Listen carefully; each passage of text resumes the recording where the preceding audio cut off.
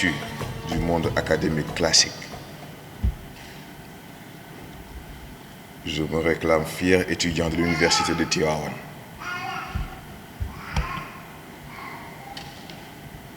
Et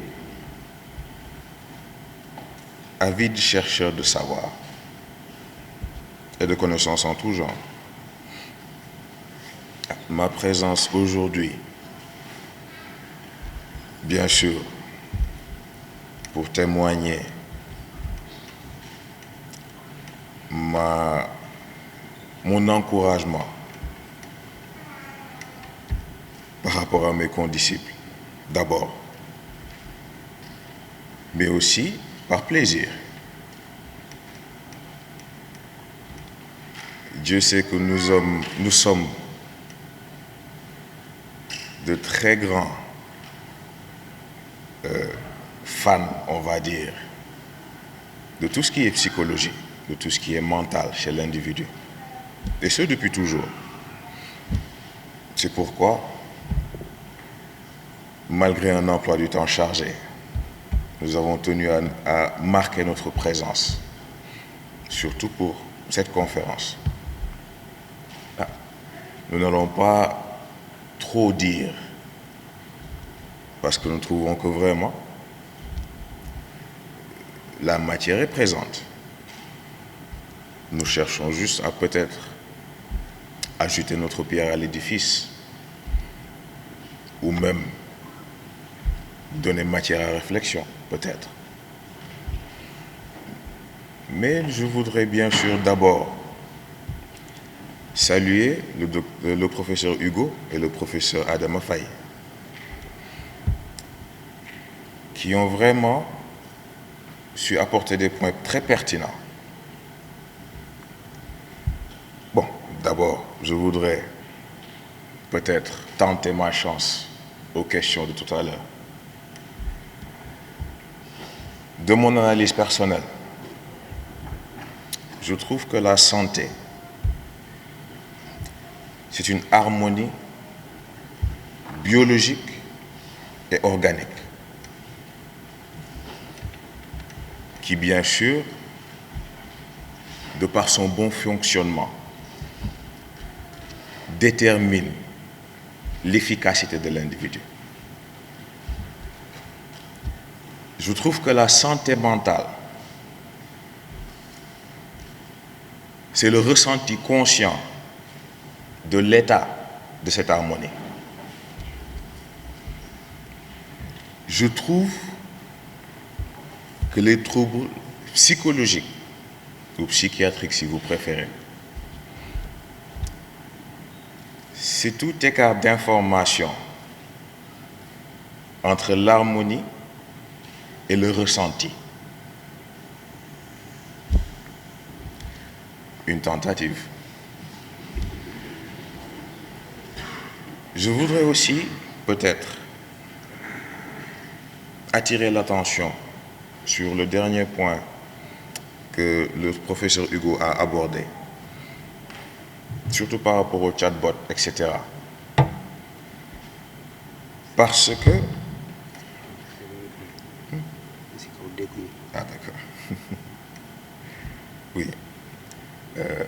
Parce que il a été observé, notamment en Amérique, surtout chez les mineurs, soit des chatbots ou parfois même les LLM, genre ChatGPT, etc., d'avoir certaines conversations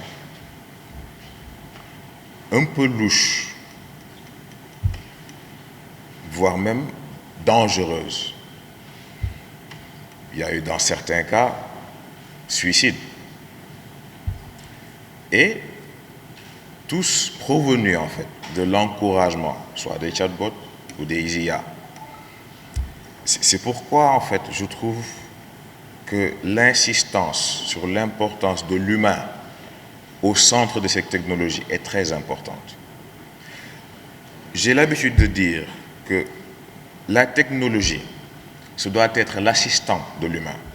Elle ne doit pas être remplaçante de l'humain. Toute technologie qui cherche à remplacer l'être humain est d'office un danger existentiel.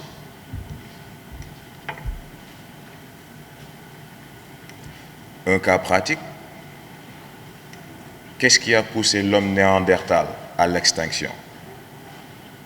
L'Homo sapiens, une version plus avancée, plus évoluée, plus performante. C'est un danger existentiel. Donc je pense qu'il est le devoir de chacun de garder cette vigilance et de ne pas chercher en fait le chemin facile. Peut-être mon dernier point, matière à réflexion peut-être. Je crois fermement que la solution réelle et long terme de tous les problèmes psychiatriques, tous les problèmes mentaux, ont la même solution, essentiellement. Il y a deux dires. On dit que l'homme, c'est le remède de l'homme. Mais on dit aussi que l'homme, c'est le danger de l'homme. Et pourtant, tous les deux sont vrais. Pourquoi? À travers nos observations, peut-être nos analyses, nous avons observé en fait une réalité. La majorité des troubles psychiatriques sont soit l'homme, à cause des autres, se crée un décalage.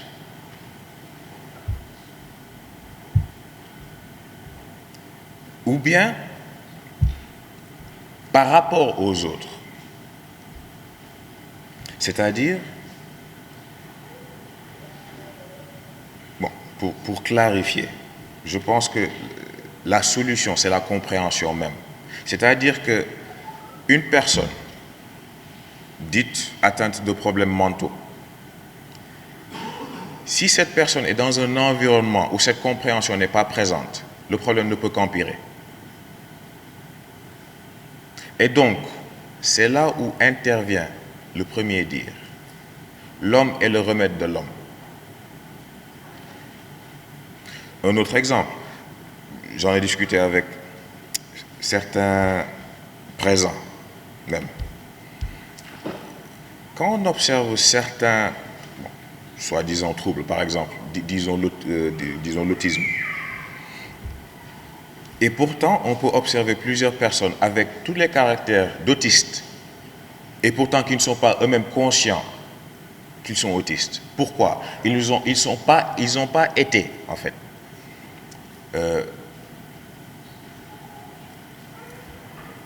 comment dire, ils n'ont pas été développés, ils n'ont pas été dans un environnement où cette réalité était présente. Et donc, à travers leur développement, ce n'est pas quelque chose qui fait partie, en fait, d'eux. Ce n'est que par une influence extérieure ou par une information extérieure qui peuvent vraiment se dire que, donc, en fait, je suis autiste. Et donc là, la question se pose. Est-ce que c'est un problème réel ou est-ce que c'est un problème fabriqué? Si l'individu même n'est pas conscient de son propre problème, et de par son développement et par la compréhension qui l'entoure, parvient à surmener le problème, est-ce que donc le problème existe? Bien sûr, c'est une question de perspective, matière à réflexion. Je ne veux pas prendre trop de temps. Dieu sait que j'avais vraiment l'intention de passer toute la journée avec vous. Comme je disais tout à l'heure, nous sommes vraiment David, fan du savoir. Mais, comme le Wolof dit, il n'y a que pexe là. Nous vous remercions encore de nous avoir accueillis. Nous remercions encore les professeurs.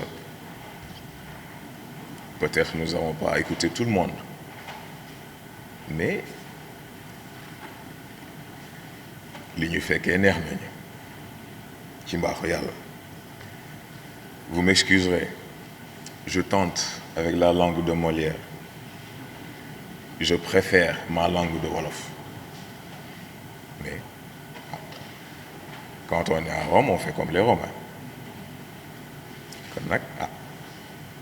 C'était ces quelques phrases, ces quelques petits mots que nous voulions peut-être partager. Wassalamu alaikum wa rahmatullahi ta'ala.